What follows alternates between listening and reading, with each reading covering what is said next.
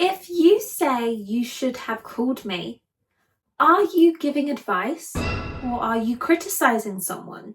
Today, we are going to master advanced modal verbs that make your English sound truly C1 level. Hi everyone, and welcome back to the channel Learn with Michaela. And if you're new here, hi, it's great to meet you. If your English is already upper intermediate or advanced, you probably know a lot of modal verbs like should, might, must, could. But at C1 level, knowing them is not enough. Advanced speakers use modal verbs to criticize politely, express regret naturally, and to speculate intelligently about the past.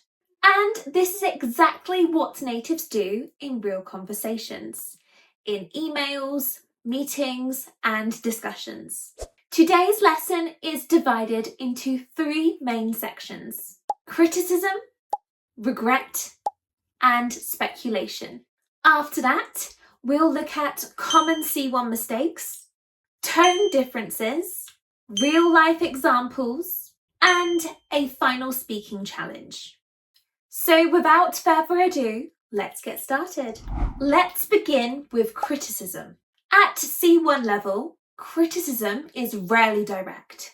Instead, we use modal verbs to sound controlled, professional, and polite. The most important structure is should or shouldn't, plus have, plus past participle. We use this structure to communicate one main idea. For example, you should have arrived earlier, or they shouldn't have ignored the warning. These sentences refer to the past, express negative judgment, and are common in professional, academic, or formal contexts. Remember, you are not describing what happened, you are evaluating what happened. And in English, tone matters a lot. Compare these two sentences carefully. You were late. You should have arrived earlier.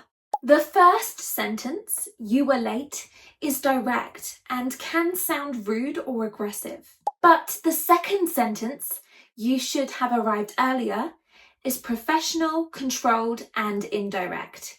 At C1 level, advanced speakers use modal verbs to criticize without attacking.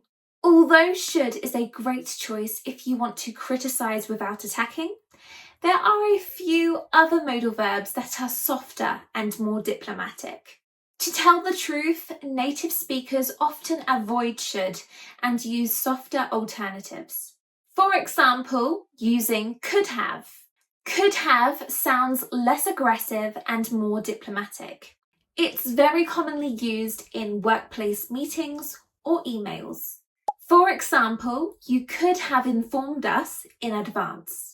It implies criticism, but it also leaves space for understanding. Natives also often use might have. For example, he might have considered the impact of his decision. This is extremely polite and indirect. You are criticizing the action without criticizing the person directly. Let's take a look at a few more examples at where you might hear this grammar being used in real life. In the workplace, the report should have been reviewed before submission. In education, you could have supported your argument more clearly. And in personal relationships, you should have told me how you felt.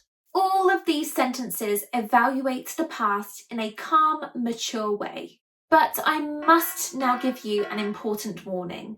Never use this structure for present actions. This grammar is only for judging past situations. Now let's move on to modal verbs for regret. Regret is different from criticism. Criticism means judging other people. Regret means judging yourself. This is why regret modals sound reflective, emotional, and personal. The two most important structures are should have plus past participle and would have plus past participle. For example, I should have studied harder, or I shouldn't have trusted him, Or even, I would have worked harder had I known I could get a promotion. These sentences accept responsibility, sound mature and thoughtful, and are extremely common in spoken English. In other words, when we use modal verbs of regret, we are basically saying, I see my mistake now. Let's take a look at the difference between should have and would have.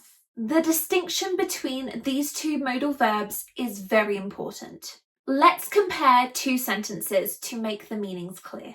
I should have called you. This means I didn't call and that was my fault. I would have called you, but I didn't have your number. This means I wanted to call, but something prevented me. This difference is classic C1 grammar, and many learners struggle with it. But with time and practice, the meanings become clearer. See if you can comment an example with should have or would have. I look forward to reading them. Let's now talk a bit more about natural spoken English. Native speakers rarely say, I regret not studying. This is far too formal for everyday conversation. Instead, they say something like, I should have studied more. This sounds natural, emotional, and conversational. Remember that emotional depth is really important in English. Regret modals often express guilt, missed opportunities, and reflection. For example, I should have appreciated that time more. This type of English makes you sound emotionally intelligent and human, not robotic or academic. Now let's move on to one of the most powerful tools in advanced English: speculation. Speculation means guessing about the past using logic. The core structure is must, might, could, can't, plus have, plus past participle. In order to figure out which one to use, I recommend thinking of it like a scale of certainty. Must have means almost certain. Might have or could have means possible. And can't have means impossible. Here are some examples with my explanations. They might have misunderstood the instructions. This means I'm not sure if they understood. He can't have finished already. This means I am certain this is impossible. In case you are thinking, but Michaela, why is this C1 grammar? It's because you are not stating facts. Instead, you are explaining your reasoning. This grammar is essential for debates, discussions, analysis, and storytelling. Let's take a look at some real context examples. News and analysis. The company must have underestimated the risks. Daily conversation. She's not answering. She might have fallen asleep. And academic tone. The author might have intended this symbolism. This is the grammar of thinking out loud in English. Now let's fix some very common advanced mistakes. He must forgot. This should be he must have forgotten. You should do it yesterday. You should have done it yesterday. They might went home. They might have gone home. Always remember the rule: modal plus have plus past participle. There are no exceptions. Well done if you've made it this far in the video. Now I'm going to give you a speaking challenge. Pause the video and complete these sentences out loud, not in your head. Press play when you are ready for the answers. Number 1. You should have checked the details more carefully. Number 2, there are a few different modal verbs you can use here. You could say she must have known, she should have known, she might have known about the consequences. And number 3, I would have accepted the offer if I'd known more. Did you get them all right? Well done if you did, and if you didn't, Don't worry, this isn't easy, and it's important to keep practicing. If you want to sound clear, intelligent, and advanced in English, modal verbs are a necessity.